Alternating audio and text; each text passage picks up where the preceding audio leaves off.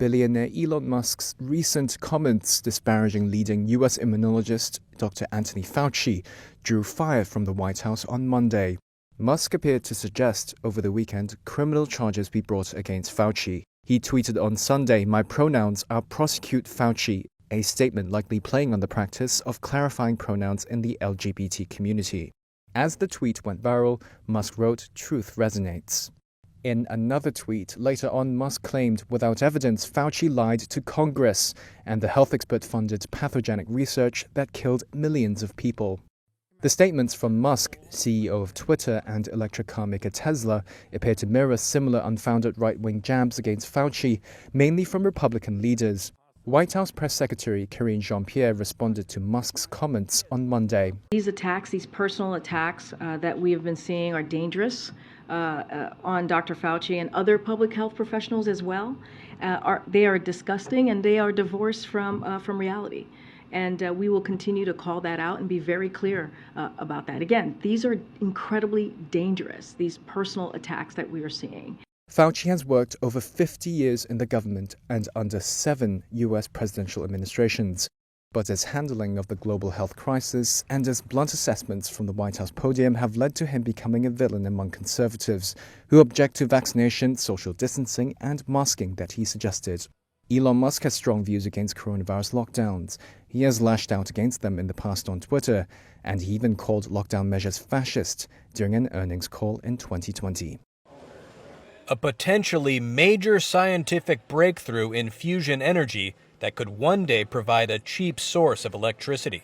According to 2 sources with knowledge of the matter, scientists at the Lawrence Livermore National Laboratory in California, for the first time ever, have produced a nuclear fusion reaction resulting in a net energy gain in an experiment using lasers. Fusion works when nuclei of 2 atoms are subjected to extreme heat of more than 100 million degrees Celsius or 180 million degrees Fahrenheit, causing them to fuse into a new larger atom, giving off enormous amounts of energy, the same process that powers the sun and stars. But the process consumes vast amounts of energy, and the trick has been to make the process self-sustaining and to get more energy out than goes in, and to do so continuously instead of brief moments. If fusion is commercialized, which backers say could happen in a decade or more, it would have additional benefits including the generation of virtually carbon-free electricity, which could help in the fight against climate change, without the amounts of radioactive nuclear waste that today's fission reactors produce. Police in the Bahamas have arrested Sam Bankman-Fried, the founder of the bankrupt crypto exchange FTX. Monday's arrest comes after criminal charges were filed against the 30-year-old in the United States. The New York Times reported late in the day that Bankman-Fried faces charges of fraud and money laundering. It marks a stunning fall from grace for the crypto tycoon who founded the exchange in 2019 and had a net worth that Forbes pegged a year ago at $26.5 billion. The Attorney General's Office for the Bahamas said it proceeded with the arrest after receiving formal confirmation of charges against Bankman-Fried. Last month, FTX filed for bankruptcy after traders rushed to withdraw $6 billion from the platform in just 72 hours. Reuters reported that the liquidity crunch came after Bankman-Fried secretly moved $10 billion of FTX customer funds to its affiliated trading firm, Alameda Research. In a series of interviews and public appearances in late November and December, Bankman-Fried admitted to mistakes and management failures at FTX. In a November interview at a New York Times event, he said that, quote, "I didn't ever try to commit fraud." And he told Reuters the company did not secretly transfer, but rather misread its, quote, "confusing internal labeling." Mark Cohen, a lawyer for Bankman-Fried, did not immediately respond to a request for comment. Bankman-Fried's arrest comes after Reuters reported that lawyers with the U.S. Justice Department believe they have enough evidence to levy charges against Binance, the world's largest crypto exchange, as well as some of its top executives. A suspect accused of making the bomb that killed 270 people after it blew up on a commercial airliner in 1988 made his first appearance in a Washington federal court on Monday, ahead of being formally charged in the attack. Former Libyan intelligence operative Abu Aguila Muhammad Masoud Khair al-Marimi's appearance comes 34 years after Pan Am Flight 103 exploded in the air over Lockerbie, Scotland, en route from London to New York City, killing everyone aboard and 11 people on the ground. Among them, Kara Weeps's 20-year-old brother, Richard Manetti. He was hysterical and had a wicked sense of humor, but he also could be, a big brother and be a pain in the butt at times, and I could be a bratty little sister. So it was a very normal relationship in that respect. Weeps told Reuters agents alerted her that Masoud was in U.S. custody after more than 3 decades. It was a surreal moment. It was one of those, is this really happening?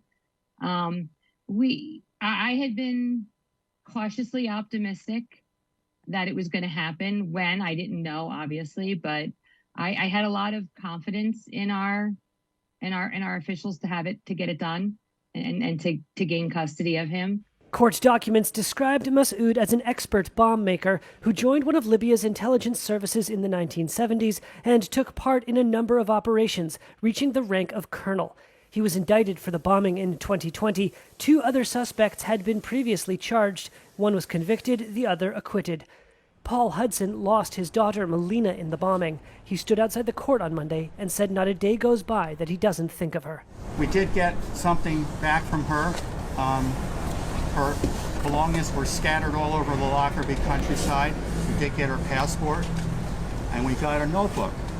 And the notebook had on the cover the quote, "No one dies unless they're forgotten." And I tried to live by that. Following a weekend of deadly clashes between police and protesters, Peru's new president on Monday said she would ask Congress to hold elections ahead of schedule, but maybe not soon enough to calm the unrest as the nation moves from crisis to crisis. President Dina Boluarte said she was seeking elections, but not for at least 15 months, in April 2024. Boluarte was sworn in last week after Congress ousted former leader Pedro Castillo. Castillo was sacked and arrested for trying to dissolve the legislature and prevent an impeachment vote against him. But the moves against Castillo in Congress prompted Peruvians, many of them Castillo supporters, to demonstrate and demand that the people, not politicians, pick the country's leaders. Some chanted for Castillo to be reinstated. Dina Boluarte does not represent us. She is a traitor. She is incompetent. And now she should be in jail because there are already many dead in the country. We will continue until our president is released. Protests involving hundreds and at times thousands of people sprung up last week in cities in Peru's interior and capital, Lima, at times turning violent.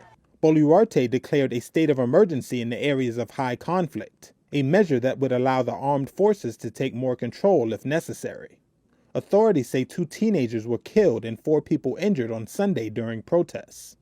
The violence wasn't limited to the street. Inside Parliament, one congressman tried to assault another. Peru has suffered intense bouts of political instability of late, with 5 presidents in just the last 5 years, all unable to complete their elected terms. The recently deposed Pedro Castillo is a former teacher and union activist, who won a narrow victory in 2021, boosted by poor rural and indigenous voters. His brief 17 months in office was marked by unprecedented turnover within his cabinet, as well as multiple corruption allegations which he called politically motivated efforts by right-wing members in Congress. Castillo, who has been under preliminary arrest since Wednesday, is being investigated by prosecutors for the alleged crime of rebellion and conspiracy. Potentially fueling Peru's protests, a strike by indigenous groups launched on Monday in the Apurimac region, home to major copper mining operations. Peru is the world's second largest copper producer.